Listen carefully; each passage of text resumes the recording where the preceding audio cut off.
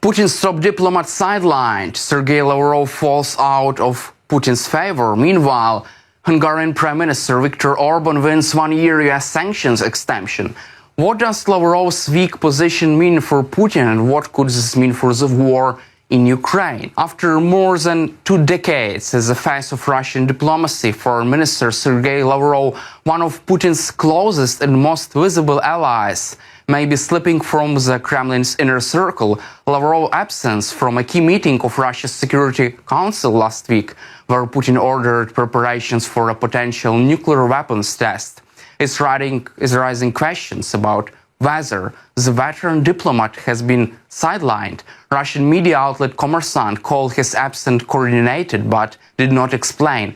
Adding to this, Lavrov has also been replaced by a lower-ranking official as the head of Russia's delegation to the upcoming G20 summit, a role he has held for years. Numerous diplomatic sources told Sky News that tensions between Lavrov and Putin have been simmering for weeks, reportedly following the cancellation of a planned Putin-Trump summit in Budapest. US officials familiar with the matter said the breakdown followed a combative phone call between Lavrov and Secretary of State Marco Rubio, in which Lavrov went off script and torpedoed efforts to restore communication between Moscow and Washington. Inside the Kremlin, analysts say the fallout wasn't just about diplomacy, it was about image. In Putin's systems, no one makes the boss look weak, said one of Western intelligence officials. Lavrov's behavior, the source suggested, may have been seen as undermining Putin's authority at a time when control and unity are permanent. A senior European diplomat offered a similar view, quote, "It's less about policy and more about optics. Putin can't afford a lieutenant who appears untouchable." At 75, Lavrov is one of the last remaining figures from Putin's original team. Known for his wit and combative press conference, he has been the Kremlin's chief defender at the global stage since early 2020s, a tireless advocate of Russia's invasion of Ukraine and fierce critic of Western sanctions.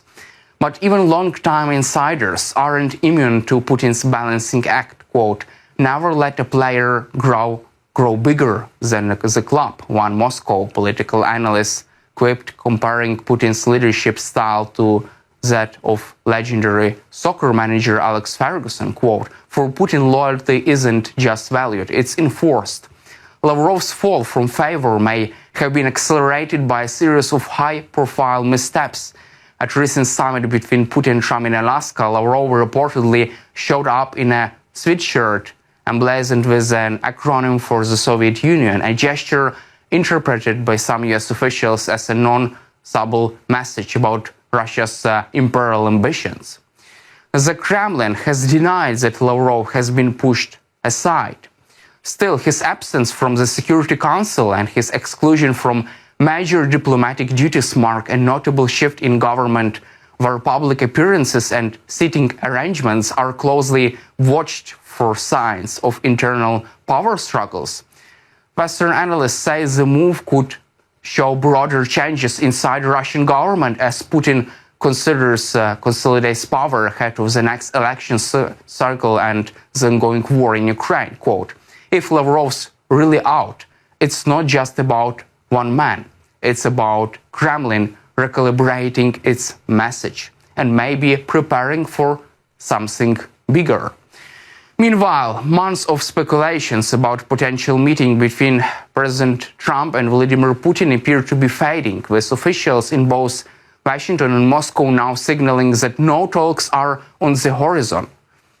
Despite repeated suggestions from Russian officials that preparations were underway, US and European sources say there are no concrete plans for Trump-Putin summit, and little indication one will take place in the nearest future. Speaking late last month, Kremlin spokesperson Dmitry Peskov told reporters there is no understanding of when or even whether a summit might occur, adding that discussions remain in what he called a preliminary stage.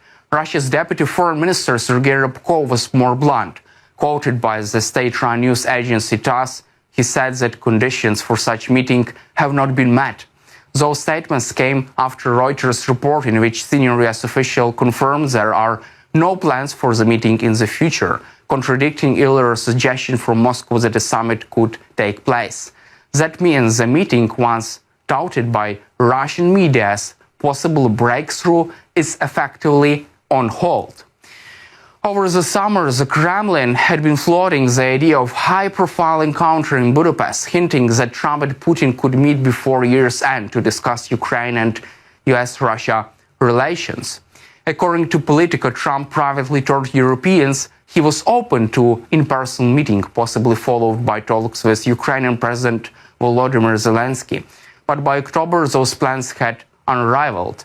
A scheduled preparatory meeting between US Secretary of State Marco Rubio and Foreign Affairs of Russia Sergey Lavrov was cancelled, reportedly after tense exchanges over Moscow's continuing demands regarding Ukraine. European diplomats told The Guardian that since its breakdown, any broader summit has been postponed indefinitely. Meanwhile, US President Donald Trump hosted Hungarian Prime Minister Viktor Orban in the White House on November 7th, a meeting that delivered a major diplomatic and economic win for Budapest's propaganda machine, while signaling a recalibration of US policy toward Russian sanctions. In joint announcement, both leaders confirmed that US would grant Hungary one-year exemption from sanctions on Russian oil and gas imports, specifically via the Druzhba oil pipeline and the Turk Stream gas pipeline. Hungary's energy dependence on Russian oil is significant. As recently as 2024, roughly 86% of its oil and 74% of its natural gas came from Moscow. The exemption addresses Hungary's geographical and logistical challenges, including its lack of direct access to seaports. Trump describes the measure as helpful for an ally, while allowing the US to maintain sanctions pressure elsewhere in Europe. Orban called it a historical step and framed it as part of a broader effort to strengthen US-Hungary relations. Beyond sanctions, the meeting highlighted expanded energy and nuclear cooperation. Hungary agreed to purchase approximately 600,000 million in US liquid natural gas. Hungary will procure nuclear fuel from Westinghouse Electric Company, US-based supplier, and explore developing small modular reactor technology to diversify its energy portfolio. The moves are aimed at both bolstering Hungary's energy security and fostering deeper economic ties with the US. Orban also announced that he described as a financial shield from US, intended to protect Hungary's economy, public finances, and currency from external shocks. Details of the arrangement remain vague, but Hungarian Prime Minister emphasized that it ensures Hungary would have no financing problems and shields the country from potential economic attacks. Both leaders used the meeting to send strong signals. Trump praised Orban as a great leader and framed the meeting as evidence of new US-Hungary partnership. Orban describes the encounter as a beginning of a golden era in relations, contrasting it with what he called previous US administration's unfair treatment. Analysts note that the meeting underscores Hungary's willingness to diverge from EU energy policy, particularly on Russian sanctions, and highlights Trump's flexibility in US sanctions. For Europe, the extension raises concerns about Western unity in Russia and the war in Ukraine, as one of NATO's and EU's members diverges from collective sanction policy. European leaders have expressed caution over Hungary's approach, warning that extensions could undermine the bloc's collective leverage against Moscow. That's all for today. Subscribe to our YouTube channel, and glory to Ukraine.